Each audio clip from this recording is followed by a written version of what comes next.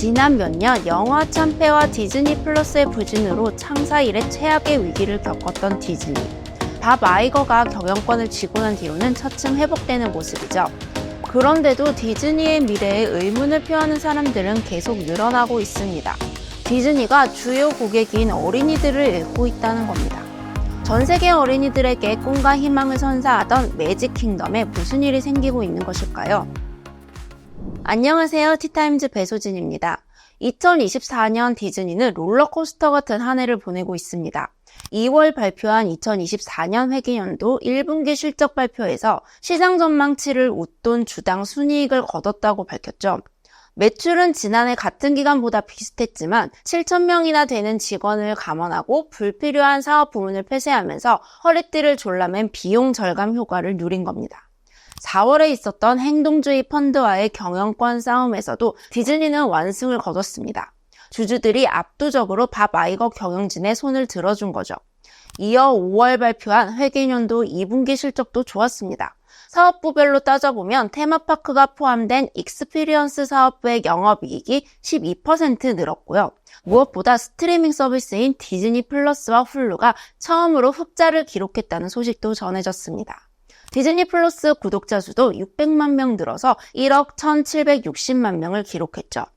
그런데 정작 실적 발표 당일 주가는 9.5% 떨어졌습니다. 2022년 12월 이후 가장 큰 하락이었습니다. 4분기 연속 매출이 시장 전망치에 미치지 못했다는 점과 함께 남은 분기 스트리밍 서비스가 부진할 것으로 예상됐기 때문입니다.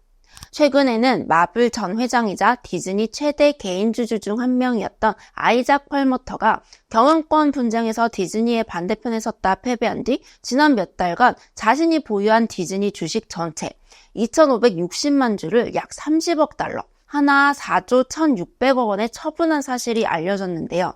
그는 주식을 매각한 이유에 대해 디즈니의 현 경영진에 대한 확신이 없고 회사의 주가와 재무 실적이 더 악화될 것으로 예상했기 때문이라고 밝혔습니다.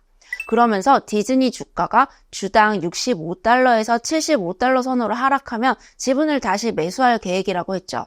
펄머터의 말처럼 디즈니 주가는 4월 경영권 방어 당시 122달러를 정점으로 계속 하락세입니다. 역대 애니메이션 흥행 1위에 등극한 인사이드 아웃 2의 인기도 주가에는 아무런 영향을 주고 있지 못하죠. 이런 가운데 최근 미국 경제매체 비즈니스 인사이더는 디즈니의 본질적인 위기를 지적했습니다. 디즈니를 보면서 자라는 디즈니 키즈가 사라지고 있다는 거죠. 더 정확하게는 디즈니가 어린이들에 대한 독점적인 지위를 잃고 있다는 겁니다. 혹시 여러분들도 일요일 아침 8시 디즈니 만화동산을 보기 위해 TV 앞에서 기다렸던 기억이 있으신가요? 미국 케이블 채널 중 하나인 디즈니 채널이 바로 오랫동안 미국 어린이들에게 그런 존재였는데요. 미취학 아동들을 대상으로 한 애니메이션부터 하이스쿨 뮤지컬, 한남 몬타나 등 10대 취향의 드라마와 버라이어티 쇼를 주로 방영했습니다.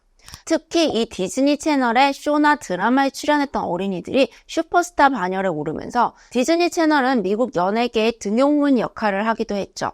그만큼 어린이 청소년들에게 디즈니 채널이 가지는 영향력은 엄청났습니다. 그런데 알파 세대라고 정의할 수 있는 요즘 어린이들은 TV를 보지 않죠. 2014년 하루 평균 200만 명에 달하던 디즈니 채널 시청자 수는 2023년 13만 2천 명으로 쪼그라들었습니다. 시장조사기관 닐슨의 추산에 따르면 2살에서 11살 어린이가 집에서 TV를 보는 시간 중 3분의 2는 OTT 서비스를 이용하고 있다고 하는데요. 그 중에서도 유튜브가 압도적인 비중을 차지합니다. 미국 12살 미만 어린이의 유튜브 시청자 수는 2,860만 명, 디즈니 플러스 시청자 수는 1,560만 명입니다. 10년 전의 어린이들이 디즈니 채널에서 또래 스타들을 보며 자랐다면 요즘 어린이들의 선망의 대상은 키즈 유튜버입니다. 2014년생 다이애나의 가족이 운영하는 키즈 다이애나 쇼는 구독자가 1억 2,300만 명이나 되고요. 구독자 수 3,730만 명의 라이온스 월드는 2018년과 2019년 가장 높은 수익을 올리는 유튜브 채널로 선정되기도 했습니다. 주인공인 라이언 카지는 자기 이름을 건 장난감과 비디오 게임을 여러 출시한 것은 물론 그를 주연으로 한 TV 시리즈에 이어 8월 미국에서 영화까지 개봉할 예정입니다. 그러면 디즈니 플러스가 왜 디즈니 채널 자리를 대체하지 못했을까 싶을 수도 있는데요. 디즈니의 강점은 장편 애니메이션이죠. 짧고 강렬한 영상을 선호하는 알파 세대의 취향을 맞추기 어렵습니다. 짧은 영상을 반복해서 시청하는 경향이 높은 아이들에게는 유튜브가 훨씬 나은 플랫폼이라는 겁니다. 넷플릭스나 HBO 같은 다른 서비스들도 초창기에는 아이들을 붙잡기 위해 공을 들였지만 최근에는 비용 절감을 이유로 아동용 오리지널 콘텐츠 제작을 크게 줄이는 추세입니다. 유튜브에서 먼저 인기를 얻은 키즈 콘텐츠를 구매하는 게 훨씬 더 나은 선택이기 때문이죠. 디즈니 역시 훌루와 ESPN을 통해 어린이보다는 성인 취향 콘텐츠를 강화하고 있습니다. 디즈니 플러스에서도 소위 말하는 매운맛 콘텐츠가 늘어나고 있는데요. 전 세계 디즈니 플러스 가입자 중 60% 이상이 아이 없는 성인 가구라는 점을 생각해보면 당연한 선택이기도 합니다. 이렇게 디즈니 캐릭터와 세계관에 푹 빠지지 않는 어린이들이 자라 성인이 된다는 건 디즈니의 미래에 무엇을 의미할까요? 우선 당장 매출 구조가 흔들립니다. 원래 디즈니의 가장 큰 수익원이 케이블 채널이었는데 스포츠 채널을 제외하고는 매출이 크게 쪼그라들었죠. 지난 5월 실적 발표에서 TV 부문 매출은 8% 감소, 영업이익은 무려 22% 감소했습니다. 게다가 케이블 TV를 대체해야 할 디즈니 플러스는 아직 갈 길이 멀죠. 결국 테마파크와 리조트, 굿즈 판매 부문에 대한 의존도가 심각해지고 있습니다.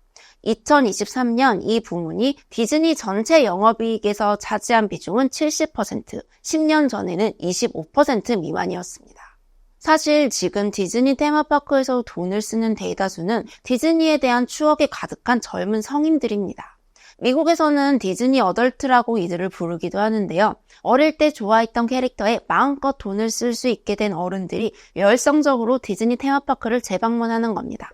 디즈니 내부적으로는 디즈니 월드 전체 관람객 중 아이 없는 성인의 비율이 50%에 육박한다고 추산하고 있습니다. 이들은 디즈니 테마파크에서 돈을 쓰는데 거리낌이 전혀 없는데요. 디즈니도 성인 관람객들을 위해 보다 스릴 있는 어트랙션을 개발하고 맥주나 와인, 스테이크 같은 값비싼 메뉴를 파는데 관심을 기울이고 있습니다. 오히려 이들 디즈니 어덜트 때문에 아이가 있는 가족 단위 방문객이 소외당하고 있다는 말이 나올 정도죠. 그래서 디즈니 테마파크의 매출과 이익이 늘어난 건 디즈니 어덜트들이 만든 디즈니 인플레이션 때문이라고 지적하는 사람들도 많습니다. 티켓 가격과 식음료 가격이 오르면서 고객 한 명당 지출이 크게 늘었을 뿐 방문객 수는 과거와 비교해 거의 비슷하거나 오히려 줄고 있다는 겁니다. 미국에서 디즈니월드가 가장 붐비는 날 중 하나가 7월 4일 독립기념일인데 올해는 10년 만에 방문객 수가 가장 적었다고 하죠. 지금도 디즈니 객단가는 한계 상황입니다. 2024년 6월 조사에 따르면 디즈니월드의 티켓 가격은 지난 10년 동안 56% 상승했고요. 식음료 가격은 61% 상승했습니다. 지난 10년간 미국의 실제 물가 상승률 32%를 한참 못 도는 겁니다. 그러면서 가격 대비 서비스 만족도도 크게 떨어졌죠. 최근 디즈니도 이 같은 분위기를 감지하고 입장료와 호텔 숙박료, 레스토랑 메뉴 가격을 할인하고 있는데요. 여전히 비싸다는 평가가 많습니다. 이대로라면 디즈니 테마파크는 전통적으로 타깃이었던 가족 단위 관람객을 통째 잃을 수도 있습니다. 테마파크에도 아이들이 사라지게 되는 거죠. 디즈니의 캐릭터와 콘텐츠를 사랑하는 아이들이 줄어드는 것에 대한 우려는 회사도 분명 인지하고 있습니다. 디즈니는 최근 인어공주 실사 영화를 기반으로 한 미취학 아동용 애니메이션 시리즈를 제작했는데요. 2분 분량 에피소드 10개로 구성되어 있는 짧은 단편 영화입니다. 이걸 디즈니 플러스에서 출시하기 전에 유튜브로 먼저 전편을 공개했죠. 디즈니 플러스에 공개되어 있는 장편 애니메이션 위니더푸 역시 4분 분량으로 편집해서 유튜브 채널에 올리고 있습니다. 아이들이 있는 플랫폼으로 직접 찾아간 거죠. 2024년 2월 디즈니의 에픽게임즈 투자도 같은 맥락입니다. 디즈니는 15억 달러, 하나 약 2조 원을 들여 에픽게임즈의 지분 일부를 인수했는데요. 디즈니와 픽사, 마블, 스타워즈, 아바타의 캐릭터와 스토리로 새로운 게임과 콘텐츠를 만들겠다는 계획입니다. 그동안에도 인기 게임 포트나이트 안에서 캐릭터 스킨을 선보이는 등 라이선스 차원의 협력 관계는 있었는데 이번 투자를 통해 포트나이트에 디즈니가 보유한 IP를 총동원한 디즈니 유니버스를 구축하겠다는 계획입니다. 디즈니 캐릭터를 보고 쇼핑하고 함께 즐길 수 있는 한마디로 가상의 디즈니 월드를 구현하겠다는 거죠. 여기다가 블리자드, 유비소프트 출신의 베테랑 임원들도 잇따라 영입하며 게임 분야에 깊숙이 발을 들여놓겠다는 의지를 보여주고 있습니다. 디즈니가 에픽게임즈에 거액을 투자한 것은 Z세대와 알파세대가 비디오 게임에 투자하는 시간이 TV나 영화를 보는데 소비하는 시간과 맞먹는다는 데서 기인했습니다. 봐봐, 이거는 우리가 게임으로 가야 한다. 그것도 가능한 한 빨리. 매우 설득력 있는 방식으로 게임에 있어야 한다는 결론이 나왔다고 설명했죠. 스타워즈 같은 시리즈는 디즈니의 상징적인 프랜차이즈지만 알파 세대 어린이들에게는 멀게 느껴지는 것이 사실입니다. 이들 세대가 있는 플랫폼에서 오래된 캐릭터를 소개하며 회춘을 노려보겠다는 겁니다. 발표 당시 반응은 대체로 영리한 전략이었다는 평가였는데요. 하지만 디즈니의 캐릭터와 콘텐츠를 아이들에게 보여주기 위해 유튜브와 포트나이트라는 다른 플랫폼을 활용하는 것이 디즈니 자체 플랫폼에 얼마나 도움이 될지 의문이라는 본질적인 지적도 있습니다. 유튜브에서 디즈니 콘텐츠를 볼 수 있다면 굳이 디즈니 플러스를 구독할 필요가 있을까 하는 것이죠. 새로운 스토리와 캐릭터의 개발 없이 과거의 인기작에 기대해 캐릭터를 재활용하고 속편 영화 만들기에 집중하는 것도 알파 세대를 붙잡는 전략이 되지 못한다는 우려가 많습니다.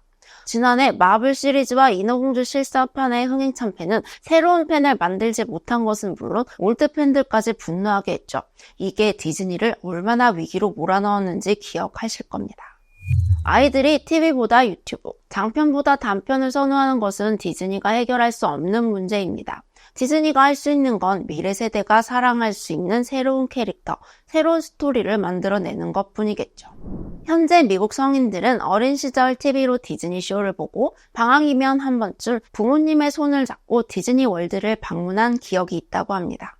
수십 년 동안 디즈니를 보며 자란 아이가 부모가 되어 다시 자녀와 함께 디즈니 영화를 보고 디즈니 월드에 가는 추억의 대물림이 지금의 디즈니를 만들었다고 할 수 있는데요. 디즈니의 첫 발을 들이는 관문이던 케이블 TV 세트로 이 연결고리가 끊길지도 모르는 위험에 놓여 있습니다. 이대로라면 과연 지금까지 그랬던 것처럼 어린이들이 디즈니에 대한 추억을 가진 어른들로 자라날 수 있을까요? 오늘 준비한 이야기는 여기까지입니다. 재밌으셨다면 구독과 좋아요 부탁드립니다. 감사합니다.